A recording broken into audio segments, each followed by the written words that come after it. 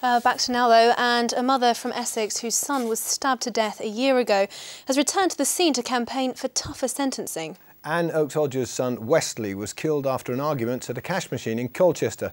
Two brothers went to jail for his death, but Westley's mum says their sentences were too lenient. Carla Prater now reports. A year on, Anne Oakes-Odger, seen here on the left, returns to the spot where her son was killed. 27-year-old Westley was stabbed to death on the Greenstead estate in Colchester. He was knifed in the neck while waiting in line for a cash machine. Nothing could be done to save him. Today, Anne and Susan Browning-Smith, who was at the scene during the attack, laid flowers in his memory. It's very emotional. You're reliving the whole of the weekend. Has been very much reliving the last weekend that I saw him. The last days and the last conversations. So today represents everything as if it was yesterday.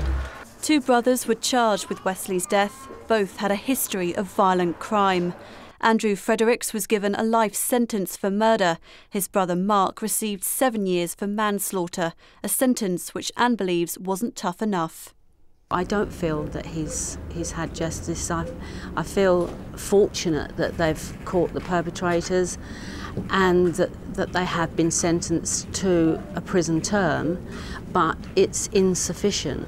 It will be 15 years before Andrew Fredericks is up for parole, but Mark could be free in just 2 years, depending on his behaviour in jail and as a result of the time he spent in custody after the killing. Anne has written to the Attorney General calling for Mark's sentence to be extended, but her appeal has been refused. We must have, a stronger and stiffer sentencing strategy to send out any clear message.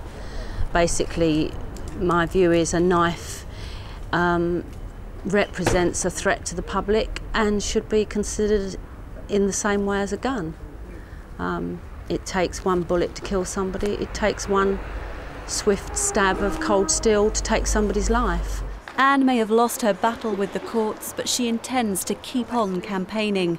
Today she started a petition calling for tougher sentencing, hoping that one day she can feel a sense of justice and that something positive can come out of Westley's death. Carla Prater, Anglia News.